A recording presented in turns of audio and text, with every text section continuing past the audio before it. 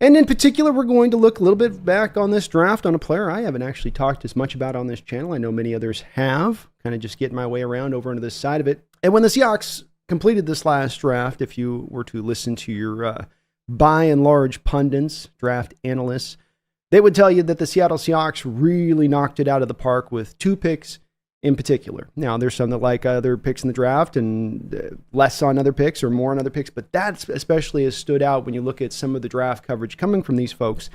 And I certainly do tend to agree where the first 2 picks you just absolutely love. First and foremost, of course, Byron Murphy, because you looked at the draft and went, wow, we've never seen a draft in NFL history that had 14 straight offensive players taken off the board. And we got to benefit from that. We got to get to be the direct beneficiary of that wild run. That's an easy one to see. One that might not be as easy to see, a little bit tougher to get locked in on, and one that I think does have still many Seahawks fans excited, is the drafting of Christian Haynes then back in the 3rd round. The Seahawks were out of the 2nd round, not able to trade back up into the 2nd round, so you had to sit there all the way into sort of the depths there of the 3rd round to finally then draft your 2nd player. And they stayed in that same pocket of value that helped them land Byron Murphy in taking Christian Haynes. And Haynes is a really fun player because there is so much to dive into on this player. This is not a pick of one where you're getting a 1-year starter or a guy that's flashed really upper end goods, but has only flashed them. Nonetheless, you're getting a guy that started 59 straight games there at UConn. He is a 2-time 3rd team All-American. And so he's had the pelts he's already put up on the wall as far as the success goes and the track record he's laying. You can go back even if you want to really drift with this kid to understand, mentality and where he comes from and how he is wired even back to Rivals camp here. Just as a young kid out there trying to earn his way. And you can even see in watching these reps back there that there's a doggedness to his spirit, a willingness to get after it. There's offensive linemen that are really big, and they look big and mean. They look like they can throw guys around. They look like they're just what you want to put on your offensive line. But then they don't just kind of have quite that nastiness as you see him throwing him over the tackling dummy. They don't quite have that same kind of nastiness that you would like to be paired with the physical component, with the physical ability. That's the part that seems to be a bit missing from them when you're getting these guys that are built like you like them to be built, but then they just, they're just out there they do their job. They'll get as much of the block laid as they can. And the part that you like with Chris Haynes, on top of a lot of different parts here, but one of the parts you like is the fact that he is going to bring the finish, the willingness, that I'm going to be nasty. I'm going to be mean against you. I'm going to be a little bit almost on that line of not quite, dirty, but I'm not going to be just trying to always stay within the letter of the law either. Let's just say that either. So just where you need offensive linemen to be. Or as one former Seattle Seahawks coach once said, I need some dirt bags down here. Yes, a former Seahawks coach literally once said, we need some more dirt bags on this team. And it was but only 20 years ago. And that coach, that man, was Jim Mora. Yes, sir, Jim Mora. We all remember him that were there during that time for that one sweet season of Mora in 2017 that was a complete and utter nightmare. But Mora in that press conference indeed said, I need me some dirt bags. And you want to know who the head coach is of the UConn Huskies? Jim Mora. So if you're wondering if first and foremost with Haynes right out the gate, if he's got that dog in him, if he's got that willingness to get dirty, to get mean with it, to get after it, he absolutely, bet your bottom dollar, does. But let's not take my word for it, as I always like to say. Let's get ourselves on into some tape here and unpack a little bit of what Christian Haynes brings. Because one of the reasons I'm excited about this pick, first and foremost, is just like with Byron Murphy, you can see completely the tendrils of the Seahawks' drafting scheme that has really evolved over time, being that they really have stayed in the pocket of that value. You could see how this guy was the most valuable guy on their board. You could see how this wasn't a reach. Yes, there was a need for the position there at guard to get that addressed, but that didn't necessarily mean that it was a reach. You waited and got this guy at great value. The next part you start to like, though, is on top of being a talented guard, top of having all that background of starts, 59 straight starts there at UConn, is that he also fits to this new scheme tremendously. So let's look into this tape here. Let's dive on into this stuff a little bit. And we're going to, as always with me, guys with me, that I'm going to go through a good number of these reps and get into this stuff and kind of show you guys off of what we're getting kind of in full on Christian Haynes. Mostly the good. I'll show you a little bit of the bad too, and also a little bit of also how he has changed a little bit in my outlook of him, just a little bit off of my initial looking at him leading up to the draft and scouting him and whatnot. Not a major change, but a slight thing that has kind of adjusted in my own mind in regards to Haynes as far as how I look at him. So first, let's get you guys hyped up on this stuff at first. Let me show you some of the good stuff that you're going to get with this guy, which is going to be right out the gate. We're going to get some impressive blocks here for you guys and to show you some of that nastiness there. And so where you're going to be concentrating here on these highlights, if I can get my stuff in the right place here. Where I want you guys to concentrate on this in these highlights is you're going to be looking at the right guard in this case. So we'll go back here. And somebody asked for a highlighter on the last episode, which was a great suggestion on their part. So you're going to get Mr. Haynes right here. Okay, he's your right guard there. When we're locking in on these highlights, you're never going to see him at left guard. You're never going to see him at left tackle. You're going to see him always at that right guard spot, number 64. So that's the guy I want you guys to kind of lock in on this, on these highlights. And I'll point him out as well when it's harder because I'm trying to get a little bit tighter on the tape here so you guys can see a little closer view of what he's doing. But watch him on this one. Shows off some of that mobility I talked about, which is we're going to get to in a second, but is absolute necessity in this scheme. He first lays down the block to help the double team out with number 72. So he first comes off the block. I'm going to help out my guy 72 there with the double team. Boom, double team's there. He recognizes 72 as this clean and clear. This is the 59 straight starts. I've played a lot of college football. I know I don't have to stay on this block because the job is done, even though it's at the point of attack technically, because I'm going to come back here and make sure our backyard's cleaned up. Because number one here, I don't like how close he is to my ball carrier. Bye, number one. Bye. Run it again for you guys full speed. He just decks the kid. Nasty willingness to finish. Do not doubt this in this guy. He's going to bring that to play. A lot of offensive linemen will tell you that that might be as much as anything, sometimes the singular main thing you need in a guy to be able to do it. Again here, right guard. So he's going to be just to the left of your right tackle, who's just to the left, of course, of that tight end off ball there. So locking him on again here. Movement in space, finish. And what I mean by movement in space is that he's laying the block and he's continuing to move his feet, right? He's not trying to just get him up the field. They're kind of moving lateral. This is sort of an outside zone run here. So you want to continue to keep getting lateral here as much as you're trying to really push the defender up the field. You're trying to just make sure you stay in front of him, keep him controlled. As soon as the ball carries by, see ya. See a lot of what he's going to do in these blocks too, and that's the part I want to point out too, is rather than looking at that pure, I'm going to knock you off the ball kind of guy, there's more of a, I'm going to be a little finesse at times. I'm going to be a little bit of a technician at times. So he's getting his body in the right spot, kind of just making sure he puts himself between the man and the ball carrier, but still the finish at the end to kind of throw the guy down. Like these kind of reps, they show off a guy not trying to just do the bare minimum, but actually try to go above and beyond. How about some fun reps last year here with Maze Smith? This was, of course, the first rounder. Let me highlight it here. This is, of course, the first rounder right here at the nose tackle position for your Michigan Wolverines. He went to the Dallas Cowboys and had a bit of a disappointing season in Dallas. I think they tried to ask him to drop a bunch of weight or there was some weird situation going on with him. And then you've got, of course, Christian Haynes right here at right guard. So keep an eye on both of those two guys. We're having a nice couple of little battles here with them. Haynes, he's the double team block. So he's got some help, but gets it laid. This is at his this is going over his gap, right? So it's going right behind Haynes. Yes, it's a double team, but that's against one of the best nose tackles in the sport, maybe the year this went down in 2022. So impressive. A little bit further on here now. Again, 64. He's head up right there with Maze Smith right over the top of him. Kind of, I mean, they're right heads up there.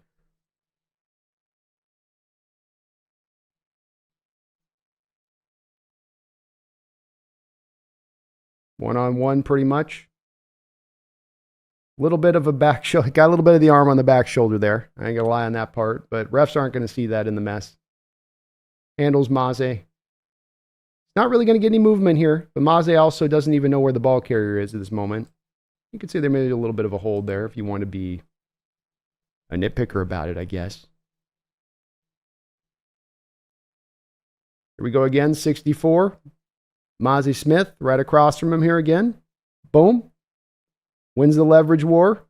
Something you see often with him here. It's subtle, but he's just a little bit lower here. Oh, that's kind of even, I guess. Pretty much a stalemate here. But again, watch him how he's angled. Gets him angled away. Ball carrier going away from him. It's not a crazy rep, just a good rep. And again, against a guy, it's a real good competition for him here. All right, so 64 there, right guard. Comes down in space. I told you the mobility stuff, which I'm going to show a lot of with you here in a second, is a lot of what he brings to the table. I can start here. I can get down to the second level, and I can land my block. That guy never gets into the play here, all the way completely out of this. So, and what you notice here is he's getting it. Look again how he turns his body. Boom. Body between me, man, ball carrier. I'm the middle ground there. I don't give the defender a pathway getting back to the ball carrier. He always has a natural slide with his body to put himself that way. Abraham Lucas, when he came out, was a little bit like that as well. All right, a little up close here. So 64 is going to be to the left side of your screen here. A little bit of a close-up shot here. Again, just from the last play. Gets it in space. Gets it cleared. I won't belabor some of these cuts. I wanted to get a lot of these on here as I could for you guys to kind of check this out, though. All right, so we got Tennessee. It's the first block laid. Still moving down in space. Still finishing. Still throwing people down. So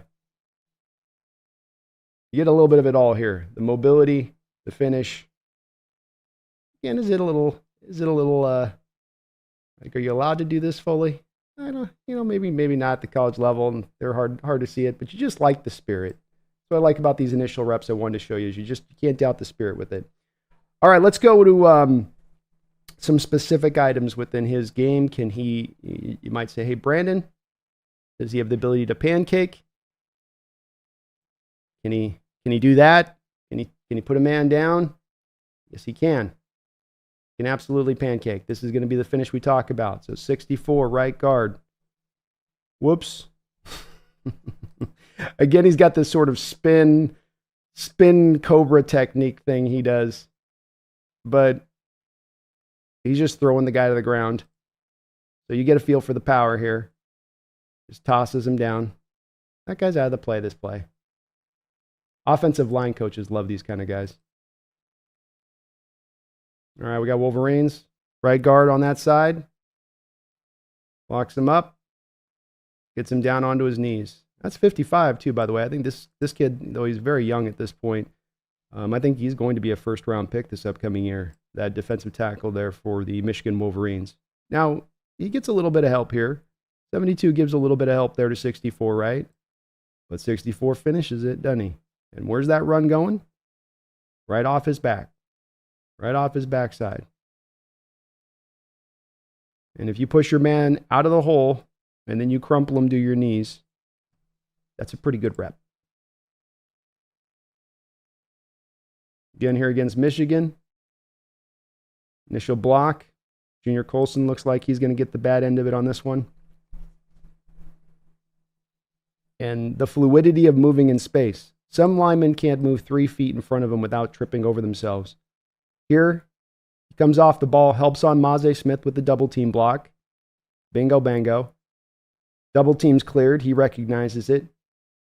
He's got Colson here right behind Mozzie. Colson's trying to use Mozzie like a shield here and try to find the ball carrier.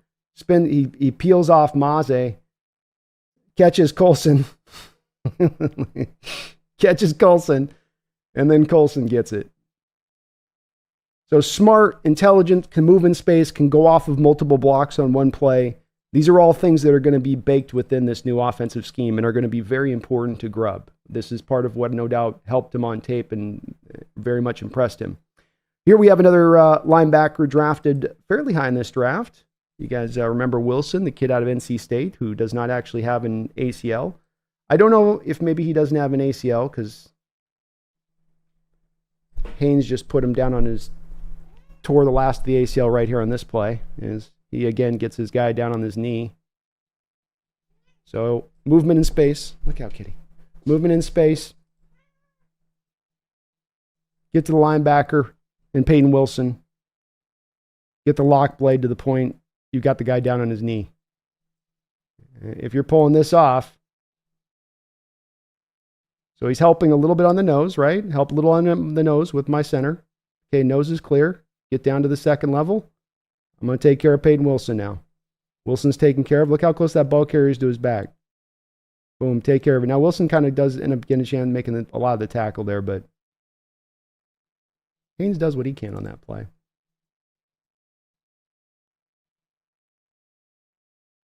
A little bit of movement in space again. A little spin move. Bounce through these a little bit. All right. Down by the goal line. Got a man up. Right over his side. On your back. I get my defensive tackle one-on-one, ending up on his back at the goal line. That's a good rep. Straight up here. Takes him. Puts him down. It's actually a little bit of a... As you can see, he loses the leverage here. Yeah, the other guy's a little lower than him. Loses the leverage. This is where you get that nice foundational power he's got. Still ends up putting him on his back. So he's got the pancake ability. He can do this stuff. He's not going to be pure finesse. And why I wanted to show some of this, the pancake here, this is kind of more finesse. Just the guy's shooting the gap and he's using it against him here. That's kind of that's that wisdom stuff you get from the position after playing these years. You can feel him just shooting the gap through and just kind of throws him right by. He's got this in it, but I wanted to highlight this because of the fact that you are going to have some finesse reps in here, which might characterize and get across to you guys a little bit that he's more of a finesse kind of lineman, that a pure spread kind of lineman, like you think of that, you know, there to do the patty cake and not there to really do much of sending guys on a ride or have that nasty finish. He gets to combine both of those two kind of elements to his game really nicely, which is a part that really stands out to him. And that's why I really wanted to kind of feature that. The place that we really want to talk about with him, though, the place where you really, I think, want to delve into with Christian Haynes is the mobility and the movement in space. UConn, in a lot of the blocks that they asked on him, would ask him to do some traditional right guard stuff, being a lot of double team blocks at the point of attack with the center. But then there was a lot of pulling in space and getting out in front and climbing down to linebackers. And this stuff comes so very, very naturally to him. And before I highlight the plays of him and what he does with this and how he does it well, I want to show you a couple of cut-ups here really quickly from your Seattle Seahawks recently when they've tried to run the screen game and why this mobility stuff is going to be so important. Ryan Grubb at the University of Washington, I believe, ran a screen play about once every 7 plays. You're going to run a screen pass. Most screen plays are set up by a facet of you throw either to the running back or to a receiver or even a tight end. But you're going to want to attempt, like with any screenplay, you want to feign a little bit of pass protection, and then you get your offensive lineman into space so that they can be an envoy then for the receiver, the running back, the tight end that's catching that screenplay. The issue we've had in Seattle recently has been that we don't have the mobile offensive lineman that can get into space to get to those blocks. This is why so many Seahawks fans lament to me for years, why can't we run the screenplay? Why can't we just run a screenplay? Because the coaches know it won't work. That's why. Because when they do work, it's a complete crap show, especially when they try to run it with the lineman trying to get into space, because historically speaking, Coach Carroll, Tom Cable, throughout that regime, there was not as much of an onus upon finding linemen that were really athletic and could move. It was more about finding big bodies that could move other big bodies. That was at the forefront. So let's look at a couple of these screenplays. Here's from the Rams in week 1. I want you to lock in right now, if you can for me, in on Damian Lewis here. Damian going to be right down in there. And watch Damian Lewis on this play here. And you can maybe see a little bit closer why this screenplay doesn't work. Part of why it doesn't work. It doesn't work for a couple of reasons, but one of the reasons it wouldn't work is here's Damian. I'm running in space. I'm running in space. Here we go. Here we go. But does not get to the block. Does not get to the block. Never touches a man. Never touches a man. You got Phil Haynes here running. Who's Phil Haynes blocking at right guard here? Where's he going? I don't know. He's somewhere. Maybe he's going to the concession stand. Maybe he's hungry. Certainly not blocking anybody in space. So you've had these you've had these kind of moments like this at times in recent history. I thought I had a couple more here, but I guess I didn't do it too much. Where this has been the problem at play, in that you don't have guys that can move in space and get to these blocks, and the plays get completely upended. This one got upended for a couple of other reasons, because the receivers weren't able to get the blocks held at the point, but also this in addition to that. And so when I talk about movement with this kid, this is why movement's going to be so very, very, very important with him, and why him bringing it is something to get really excited about. So we got right guard here, just next to the center there. Gets the initial block laid, gets to the second level. Technically a pancake, right? Technically a pancake here.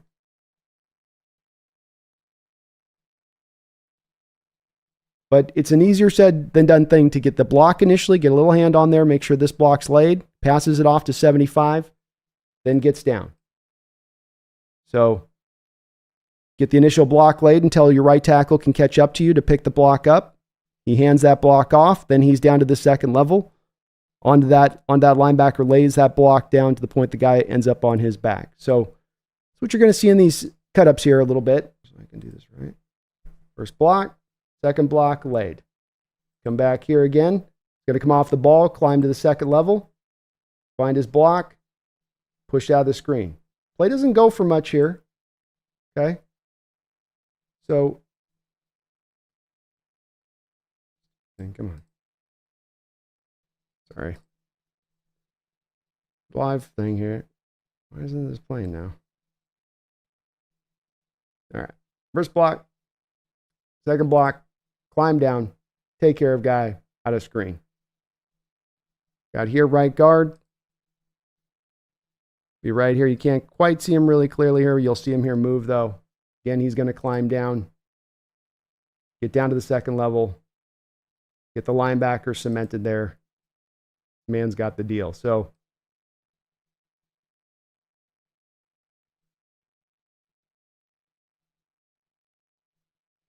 watch two again when he, after this block here. Watch two again here as he's doing this block, how he also gets again that hips flipped around to where, notice like I told you before, that shield thing he does where he's going to get himself between him and the ball carrier. So not only does he reach down and get to the second level, but by the time that ball carrier is going past him, that defender's got no angle to the ball carrier. And he just kind of does it naturally. So again, just sort of a shades of Abraham Lucas a little bit at times and what he's doing.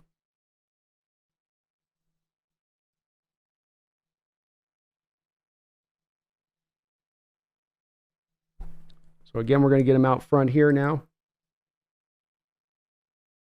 Get out in space, find a man, good block, job done, nice play. Nothing fancy, but gets the job done. I've seen so many years of us not having guys being able to get out into space here, that getting a guy like this out in space that can even lay just this block is a big deal. And Grubb is going to utilize this. This one might not look a little bit as much like typical.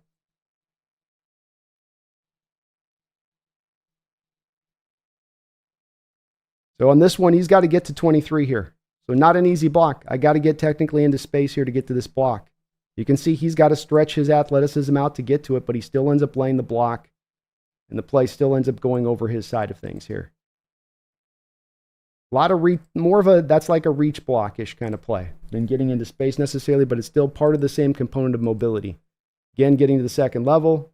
Again, finding his man, getting him out of the play. A lot of accuracy here with him.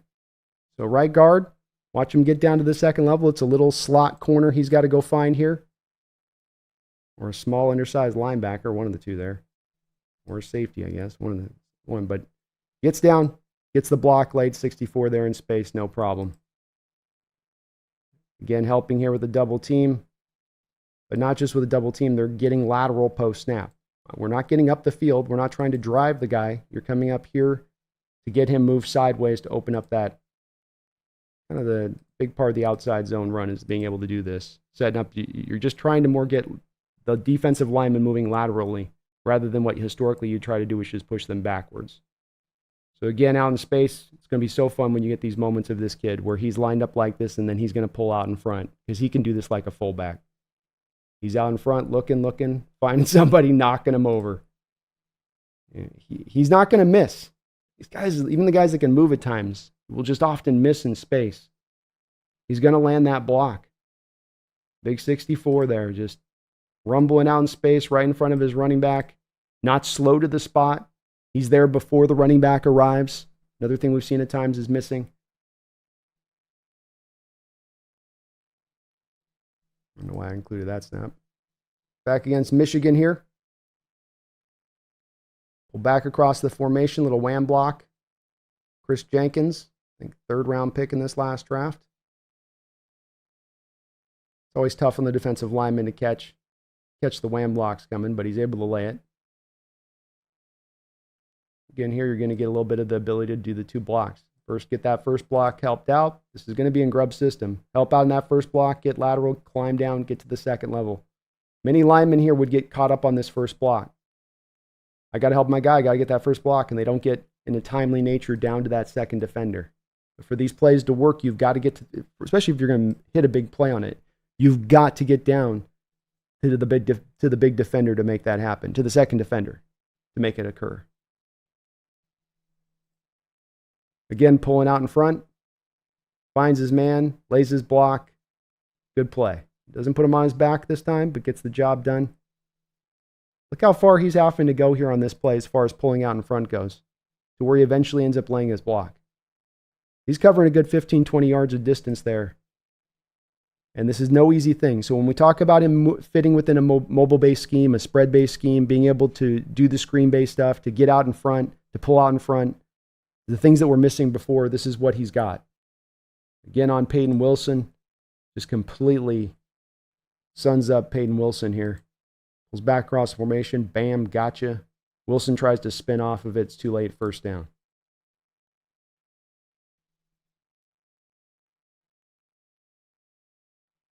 Again, here you're going to see at the snap. What is he doing at the snap? Is he going forward or is he going lateral? Lateral, right? The difference from what you might see when you watch football 20 years ago is these guys would just get up the football field. Now it's more about getting lateral, helping out. Ends up just a pile of bodies there. Here, out in the screen game. Who do you want out in front? Yeah, you want him out in front in the screen game, huh? Another thing that's just going to be a thing of beauty when you guys see that this year is him doing just this, because he looks so natural and fluid moving out in space. So when you ask him to do it, it's just, he's going to help make these plays really go. Pull back across his formation, wham block here. Nothing fancy on this. But again, he's going to get to his spot. He's going to land his block on these kind of blocks every time. He doesn't miss in that way. Another one here, climbs the second level, takes care of the block. Nice big run. So barely puts a hand on the thing, gets back down, takes care of a deal. Boom. I'm not going to belabor this point on this. You guys are seeing this. Again, second level. Gets his man completely pushed out of the play. So you get the mobility. Big part of what he's going to bring to the play here. A big part of what you're going to feel with him, and can count on first and foremost almost with his skill set, I think, right out the gate. He does the mobility with some of the technicians aspect to it, so that body positioning. I'm coming out into space. I'm approaching my target. I hit my target and I'm rolling my hips around that target. Rolling the hips around the target, and then, because I know the play is going to come this way, right? As I'm approaching him, I know eventually it's going this way. So I hit, I roll, and then that back's going behind me with my back. Where a lot of guys are just going to be like, let me get out to my block and just lay the block. Let me just get out and get my hands on him. So coach makes it feels like I'm at least doing something here. That's not what Haynes is going to do. He's going to get out there, lay the block, and then finish the deal with it either. And that's either throwing you down on the turf or positioning his body around in such a way that he protects his running back from being able to have to take, from getting tackled there, from having the defender be blocked initially, but having a pathway to slide off the block to then go and get an arm around an ankle or kind of pull him down in that way. In pass pro, this is one of the things that has adjusted a little bit of my outlook with him in watching some of the pass pro reps with Christian Haynes. There is a lot of him doing some traditional stuff here from the right guard role in pass pro. And what I mean by that is it is a lot of him at times doubling down on a nose tackle. Especially in this case, you get a four-man front. We're looking to do that. He's not necessarily aligned in a lot of these snaps that I've saw where he's just heads up blocking a guy one-on-one. There are some good reps you can find like that with this here, where he takes on 90 here, nose tackle, heads up. They kind of slide the protections here for some unknown reason. I think they just anticipated the blitz, actually, which is kind of coming, which is pretty smart. But takes on 90 here. He's not anything fancy in pass protection, but holds up well. Nice anchor on this play. Doesn't give up any real ground.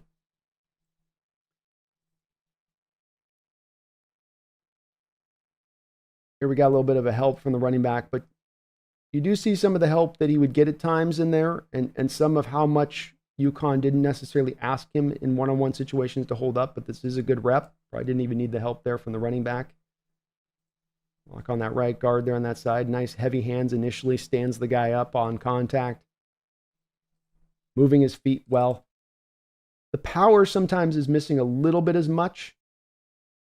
When he catches him right like here, where he's got the angle right, or he gets him sort of twisting a little bit, or trying to shoot a gap, he can use that pretty well. But when they do come at him heads up at times with the power stuff, one-on-one and with no help, there could be some issues. But here you got him doubling. He takes care of the first guy on the nose tackle, comes off of it, helps out his edge. Very smart. I don't think he's given up a sack in like 2 years, or like one pressure or one sack in 2 years. So he's been very, very good in pass pro. There is a little bit of an asterisk you have to place to it, I think, a little bit with this, being that UConn was very run heavy, and a lot of their offense is heavily structured around getting the ball out of the hands of the quarterback very quickly. So you're not getting a team with a lot of 5 and 7 step type drops where they're really asking their quarterback to hold the ball, and they're asking with it their offensive lineman to hold up in pass protection for a great deal of time. Here taking care of a stunt inside, handles first inside. That's our own Mike Morris there, who he takes care of inside first, slides him in, picks up the second guy, Maze Smith, pretty well. Maze does a good job of making the angle hard on the quarterback. Another rep here. It was very hard to find a lot of the pass pro reps that are like this one. Here we got Mike Morris one-on-one with Christian Haynes. Both these two guys Seahawks right now. And you get to feel a little bit of his power here where Morris, who could be a problem for these inside guys when they kicked him in at Michigan. Like he gave some guards some issues in there with his length and his quickness in there. But you can see on this play, one-on-one, Haynes has no issue with him. Hands inside, perfect technique. There's no borderline hold here or anything else. He's got his hands onside. He's got Mike Morris completely neutralized. The pass pro stuff, much like the mobility stuff, is pretty easy to see, and he's got it. There's not a lot of a question on it. Here you get to see that quick passing attack by UConn, just getting the ball out of the hands of the quarterback as quick as possible. He's already got pressure coming up off of his edge, probably why they did a lot of that. Maze Smith is matched up here with Christian Haynes, 58, 64, a little one-on-one here. Haynes gets a little huggy. He can get a little bit huggy there with that left arm. Kind of wraps in a little bit around him there. But a lot of what made these reps hard is that you have a play like this where watching the tape with UConn, bang, the ball's just out of the quarterback's hand. It's a screen play, it's a little throw, it's a little toss, a little flip over to the flat. Made it a little bit harder to assess what he's doing necessarily in pass protection when so much of the quarterback's just trying to get the ball out of his hands. Another one here, one-on-one. Another one where, is this a hold at this point? So we got right guard here, just next to that right tackle. You're going to see him matched up against number 5 here, one-on-one. Great rep initially. Hands good. As soon as the quarterback starts going to that side, it's a little bit wide there. But good. Good initially, at least. Tennessee. He will do the pull the chair out from under them move, by the way. I'm going to show you a couple of these reps that you'll get this, which is you just use the defender's momentum against him. Trent Williams has gotten really good at this, where these defenders just amp themselves up for the power, and then he just kind of pulls the chair out from under them. See again how fast that ball is getting out of the hand of the UConn quarterback here. Just, boy, does it make it hard to assess the pass pro with UConn a little bit at times. Bam, ball's out of his hand. They do not hold on to it. 64 helping out. A little bit of a double team. Doesn't get much help from the center. Kind of just puts his shoulder into it. A lot of these kind of blocks. So you'll get a quick pass, and then you'll get a double team, which this is where I started to adjust a little bit of my outlook on one thing that I'm going to talk about as a finishing part on this when we get through these clips, just to kind of remember a little bit about this. And then you get moments like this a little bit where one-on-one, 64, He loses the leverage war and pass protection a lot on this, where he'll get a little high. So he's lost the leverage war right here, and then he just gets kind of walked back a bit. He kind of regains a little control here, so he slows it down a little bit, but you can see him hopping. Boom, boom. He's hopping. He's got the frog hop going. So I got a little worried when I started thinking about left guard part of things here a little bit with him on some of the pass pro stuff, rewatching this a little bit closer, especially starting to take note of the fact that UConn is so quick with the passes, getting the ball out of the quarterback's hands. 64 here, matched up on the nose, hands a little wide. Gets the job done. This isn't going to get called in college. Does in the pros, I don't know. A little bit of help. One-on-one again. Nope, actually got a little bit of help here again. So a lot of help reps in here. Not a lot of UConn just putting him out on an island. One thing I would start to think as I was thinking about left guard from initially when they drafted him, initially watching the film, because he is so mobile, and you would think, okay, the mobility, some of the finesse elements in his game, the stuff would work really nicely with moving over to left guard. But as I always say, the coaches will always tell you something in how they're calling a game against the opponent and how a team that's the home team is calling their own plays for their players. You'll get a feel for what they're telling you a little bit in their confidence on a guy. And now right guards do tend to typically have the center help when it comes to pass protection. So that's not unusual. But the heavy amount of it, the fact that there's so much quick scripted stuff with the UConn passing offense here, it does have me thinking if maybe some of the nature here of Haynes long term is going to be that he fits best to staying at right guard long term. And it's not to say it's a guarantee at this point, but I'm a little more open to this being a little more of where he's at. He's got those finesse elements in his game where it's like this play here where he's at the right guard spot. He doesn't really win the rep here. He just takes advantage of understanding where the run play is going and just kind of ushers the guy around like a circle around where the play is going and knows that the ball carrier will be by him by the time he does. It's a lot of intelligence in his play, but then it's also not just that pure, you can trust him on an island kind of stuff either. Or even on like this play, he's losing ground a little bit, power one-on-one. Starts to lose power initially, and that's not with the nose, that's with the three. This would be essentially a guy lined like a three tech here against him. So loses the power, and he's walked back on a run play.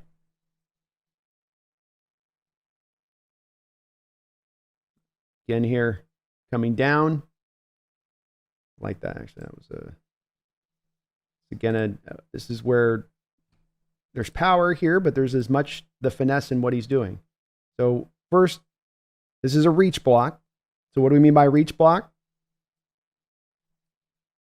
You've got the right tackle who's aligned right across from the left defensive end, right? Then you've got the center who's lined up over the nose tackle who's in a zero tech. So you have Haynes here in a little bit of a no man's land. There's nobody in front of him directly. So if I showed you the all 22 of this, you'd say, oh my goodness, there's about 1.5 yards that he has to go to, or about 1 yard to go to get himself to be just in front of that nose tackle. And if that nose tackle is slanting to his right, he's got even further that he's going to have to go post snap.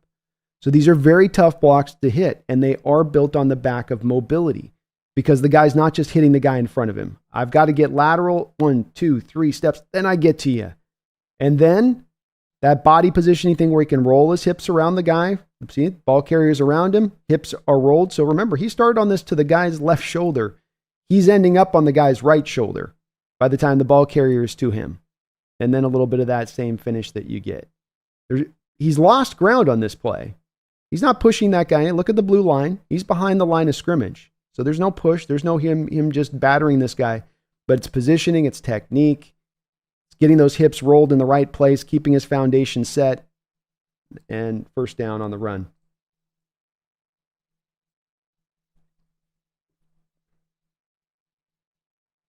Take another one of those take the chair out from under you moves I was telling you guys about.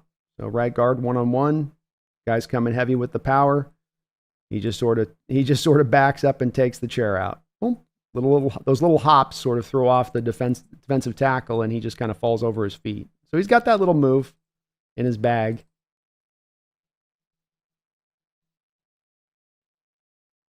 Again here, this is where my worry comes in with you put him at left guard, is that you just see a lot of these run reps where initially if he doesn't have help, and even here he's got a little help, the help's got to hit a reach block himself from the center positions. That's a tough help block for the center. But even here, look at how he's losing a little ground right off the snap. The body position, though, is in the right spot. So he's losing ground, but he's keeping his position so that when that running back goes past, I got me between man and ball. So even if I don't get the push, I'll make sure that you at least get that from me. Back here with Tennessee, one-on-one again. Same type of thing. You see him, he's not trying to come off the ball driving, right? See how he's just catching it? He's kind of catching it and then trying to, and that's going to work. You can finesse this and you can technique this a little bit to get away with this at times. But I also wonder about once you put him over to left guard, over to the other side, there's a lot more of you in one-on-one situations. And can you get away with doing it this way all the time in that way? You know, 3 techs shoot a lot of gaps. Maybe you possibly can, I suppose. But it is the part of him a little bit with this, you know, some of the finesse stuff that I wonder about. Let's just show some more good reps here as we kind of finish this off a little bit. I know I went deep dive on this one, but I wanted to kind of go into this deep dive with you guys. I appreciate you hanging in here with me. Got him lined here as, again, right guard, heads up. Just, he does have power. It's not always on display. It's not always like this where he's just going to motor a guy through the hole. But he gets him right out here. Lock in. You're going to look at 64 here, just to the right of the center. Catches his man, rolls him right out of the hole, big run. So he's got some maul plays on tape too, but there is a lot of that finesse in there with it as well. Again here, point of attack, lock in on 64. Gets a heads up play here. Just got to take the man and drive him out of the hole. Does so. Another big run for UConn there, going right over his side of the football field. Another maul in play here. Real tight splits. Tight set here for UConn, 64 there. Get some help. Double team block. He can work the double teams really well. Nice big run by the running back who fumbles at the end of the play. But he can, if you put him on with a double team, the other thing is that why I think maybe right guard's going to eventually be maybe the full landing spot for him is that you get him in there with the center on the double team and he works well as a tandem blocker. He'll get legit drive if he's working with another guy there with him most of the time. Here we got right guard again, movement in space. You can feel he's got some heavy hands. When he can land them right, watch him throttle up this, and the nose tackle's already engaged, so it's not, nose tackle's no fault of his, but you can feel as soon as Haynes gets his hands in there with that double team, you're getting push. That's what I'm talking about, where he's a very good right guard in his understanding of how to help out his center, how to do those double team blocks. Not all guys are. Sometimes it's hard for guys to kind of figure out how to do that. Another one here where he just routes the guy out of the hole. I know the play doesn't go for much, but lock in on the right guard and what he does. Center pushes him back. You get some kind of rare push from him here on this play, which is not a lot of what is at the centerpiece of his film, but that's a nose tackle. He's doing that too there. It's good to see. Again, great technique by both the center and the right guard here. So center takes the block initially on the nose tackle until Haynes can get to him. Haynes gets to him, pass it off. Center gets down to the second level. Haynes takes over the block, 64 there. You see, watch again how Haynes almost kind of feeling the running back coming through the hole here. Watch how he turns his body. Boom. You'll notice you have no other blockers on this line when that running back's coming through, including 70. Like, watch how so the center, watch right here with the center. There's no turning really of his body. And that's partly then how the running back gets tackled. He's never really aware of where the running back is. But watch instead with Haynes. So Haynes is heads up with him right now, right? He's taking over the block and then rolling those hips around to where that running back goes past me, you, and the ball, and he actually ends up throwing the guy to the ground. That roll technique he's got that I like about it. Not many of those centers have that ability to kind of mold their hips like that. They'll get stuck kind of staying heads up on the guy. All right, another play at the point of attack. Not his fault this play doesn't go for more. You got 64 here lined up. Moves his man right out of the hole. 26. Nice technique. Low man wins here. 72 comes to help, but he's already got the block one here. He doesn't need any help. A little bit of maul elements to him. He ain't Steve Hutchinson. Okay? He ain't Steve. But he can get it done. Here again against Michigan. Mano a mano. A little bit of help right there. But he's getting some actual push up the field, which I liked on these reps, and does show that he's got a little bit of it in his bag. It won't be a centerpiece, but it will be a little bit of something that he can do. Again here, not a lot of movement maybe, even a little bit, but just understanding to keep the defensive tackle off his man. Does enough. He does enough. That's probably what I should say with Haynes. He will do enough. Here we got a 3rd and short. Right over his back. Where you're going to see if a guy can maul or not, really, because you know the defense knows it's coming. They know you know it's coming. Can you just move the guy off the spot, get a little bit of double team help? Not a lot of push, but gets it done to get the first down. Just enough. Couple of just some things that at times do show up. I'm not going to belabor these, and we'll move on. And I've already been a long opening here, but a couple things. First off, just sometimes a little bit too much finesse. Sometimes a little bit too much lack of movement. Not an easy block. This is a reach block here. Guys are going to have a hard time hitting, getting much movement here.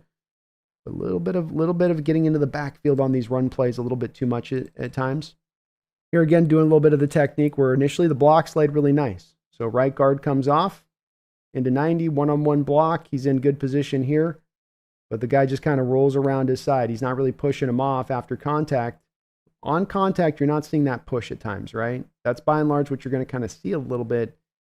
And then without the movement, the guy's going to kind of sometimes roll around him if the back isn't through there on a timely basis. This play gets slowed down a little bit. It's kind of like the quarterback gets kind of, I think, tripped up, which slows the play down, or it might not have been as much on display.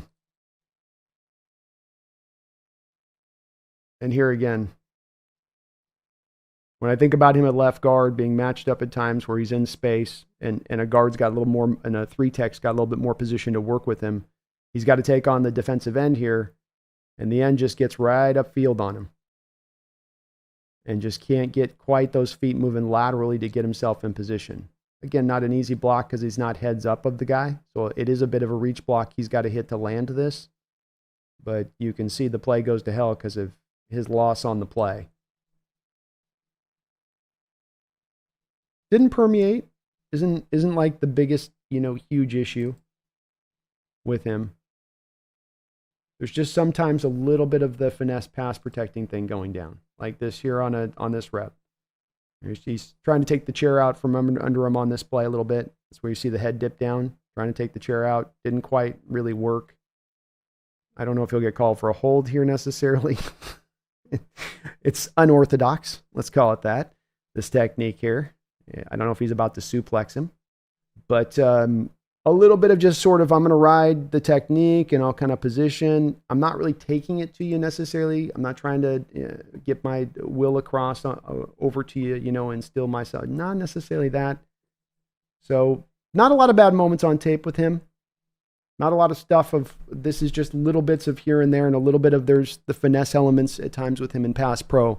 He gets a bull rush and he'll kind of just try to be slowing the bull rush down and seeing where he can angle the bull rush away from his quarterback maybe a little bit, rather than really trying to truly anchor in and hone in there. When it comes down to a bottom line on this guy, though, Seahawks not only got a kid that was of the utmost value in the player that they selected, they not only got a kid that has had so many starts under his belt, but he's been terribly consistent in almost any metric that you want to use. I understand that for some, PFF is a little bit of a up and down deal in the way that they view them and the scores that they give those players and how they rate them. But PFF does look very fondly on Christian Haynes throughout his time there at UConn. And you can see in his grades over time, him getting incrementally better over that space of time, and that he also shows out to be a well-graded guy both in pass protection and in run blocking, so that there doesn't appear to be any major holes, which fits to the film, that we basically just watched. Last year, as far as his ratings up against other guards in the league, you can see on this that he was pretty highly rated overall. If you take out some of the minimum snap counts, he would be just about darn near. I know they got him at technically listed 14th highest graded guard last year in college football, but he would have been probably right about top 10 if you took away the snap count elements, because some guys have little sample size that they put out there. So He was really good, well graded last year, in addition to putting out the really good tape over his career here. As I was talking about just a second ago, you can see here how he's just went up bit by bit, better by better over time, and has been both consistent in both areas of those games. So a guy that you take as a high value pick, as a guy with top end that you might not typically think that you'd have the opportunity to select at the position the Seahawks were at there in the third round, but then also provides a level of safety within his pick, that it's not a risk. You're not rolling dice here, but that this kid is actually seemingly ready-made to go, and that even if he doesn't hit to a point of stardom or all-pro level of play, that you're going to get a kid who's going to be able to play in this league, start immediately, at the very least seem to have kind of a league average floor minimum as his floor. And that's a hell of a floor to have. Say nothing of the upside that exists, where when you pair that upside with this purified fit in this scheme, and what I mean by that is the spread system. Spread system is going to be more to the new era mold I was just talking about. The old era under even Coach Carroll, and this wasn't Carroll being outdated, by the way. This is just the old era of NFL football in general. I put my offensive lineman up ahead of this guy in front of him, and he's going to drive that guy off the ball. We are going to go forward in the run game. And now, so much of the run game is about getting lateral, pulling out in space, climbing down to that second level, including all of those three elements and mixing them up a bit, playing and play out. And that becomes now more of the important trait the coaches will look for, especially a coach like Ryan Grubb. And Christian Haynes has it to a T.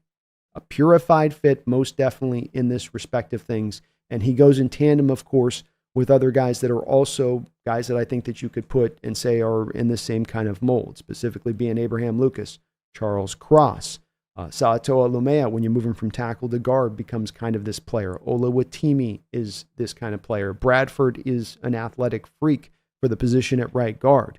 So you have built an offensive line now that is not only a lot more talented, I think, than they've been in recent history, but also a lot more able maybe to go out and get the mobility stuff done that's been so missing from this offense in recent years. It really has been at the head of why we've not been able to get the screen game going. And Grubb is not going to do the same thing that the predecessor did, where they go, well, we can't run it. Throw those plays out. Just can't run it. He's going to go, no, we're going to run it. Get the guys in here who can run it then. I'm not tearing plays out of my playbook. If anything, we're adding plays to the playbook if we're going in one direction or the other. Let me know what you think. Are you as hyped for Christian Haynes as I am? And indeed, I am hyped. I have banging the table for years for the Seattle Seahawks team to go out and get offensive line help, to go out and start taking care of what has been a problem for so very long in a variety of different ways. Not only being a problem in pass protection, as I'm showing you right now over my shoulder, that since 2010, the Seattle Seahawks have allowed 612 sacks, which is the tied for the very most in the NFL over the space of that time. So when I say that this is a long problem, when I say that this has been an issue that has just not reared itself up in the moment, this is what I mean. And it goes in tandem with two other items that have also been kind of indistinguishable at times in recent years that also go, that hopefully should be remedied with this, that hopefully Haynes benefits from the back of this. And that's, of course, a bit of a tired scheme. Go back and watch, for instance, a Chris Carson top 100 when the first defensive tackles, the first thing that he's saying about Chris Carson, he's like, yeah, he runs so hard. You know what I really respect about him too? He's got to do it all on his own. Sort of inferring a little bit of the lack of scheme, the lack of run blocking he was getting in that time as well. These all should start to take a little bit of a step forward, as much because they're now being made to be a point of importance, where in prior years they had been left a little bit as sort of that final thing we'll get to once we've taken care of these other matters on the team. At least sometimes that's how it felt when it came to the offensive line.